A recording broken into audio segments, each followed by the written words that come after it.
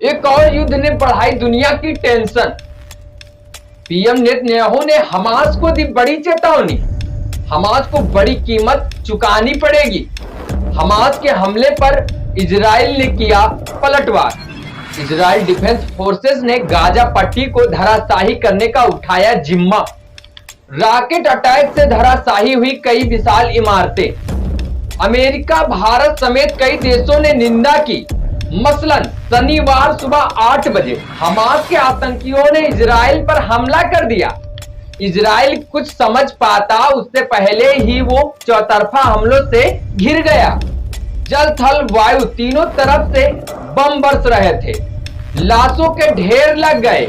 हर तरफ कोहराम और चीख पुकार मच गया। हमास के आतंकी हमले पर इजराइल ने कड़ी प्रतिक्रिया दी है। प्रधानमंत्री नेतन्याहू ने ऐलान कर दिया है कि इस कायराना हमले का जवाब ऐसा होगा कि दुनिया याद रखेगी। फिर क्या था, इजराइल डिफेंस फोर्सेस ने अपने प्रधानमंत्री का आदेश मिलते ही एक पल का भी समय गंवाए बिना प्रतिरोध की कार्रवाई शुरू कर दी और गाजा पट्टी के उन जगहों पर हमला किया जहां हमास के आतंकियों के छिपे होने की आशंका थी। हमास के खिलाफ इस अभियान की कमान एयरफोर्स ने संभाली थी। गाजा पट्टी पर इजराइल ने एक के बाद एक कई हमले किए। रॉकेट अटैक एक झटके में बड़ी से बड़ी इमारतों को धराशाही कर दिया। हमले किस दिशा में हो रहे हैं किसी को खबर ही नहीं लगी, पर धुएं के गुब्बार ने यह जरूर साफ कर दिया कि जो युद्ध गाजा पट्टी से शुरू हुआ वो युद्ध अब खात्मे के बाद ही थमेगा।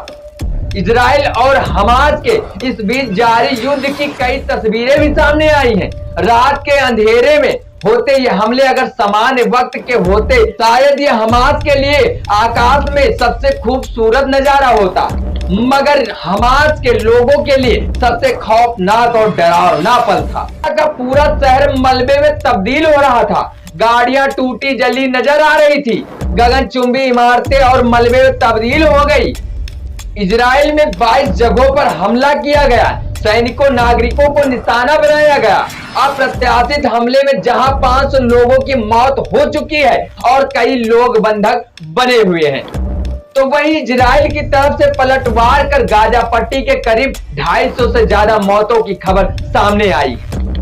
इस बीच अमेरिका, भारत समेत कई देशों ने आतंकी हमले की निंदा की है। इजरायली नागरिकों तथा सैनिकों की हत्या हुई। बेंजामिन नेतन्याहू ने कहा हमास ने गाजा पट्टी पर एक सीमा बाढ़ को विस्फोट से उड़ा दिया है और उसके बाहर 22 स्थानों में घुसकर हमला किया है। अब सवाल ये उठता है कि इजराइल जैसे देश पर जो अकेले 4 देशों से एक साथ युद्ध जीत चुका है, जहां हर एक नागरिक सैन्य प्रशिक्षण से ट्रेंड है, उस पर क्या हमास का अकेले हमला करना संभव है या हमास के पीछे किसी और का सपोर्ट है? और जिस तरह इजराइल ने हमास के खात्मे की चेतावनी दी है, अब वक्त बताएगा कि युद्ध का अंत कितना भयावह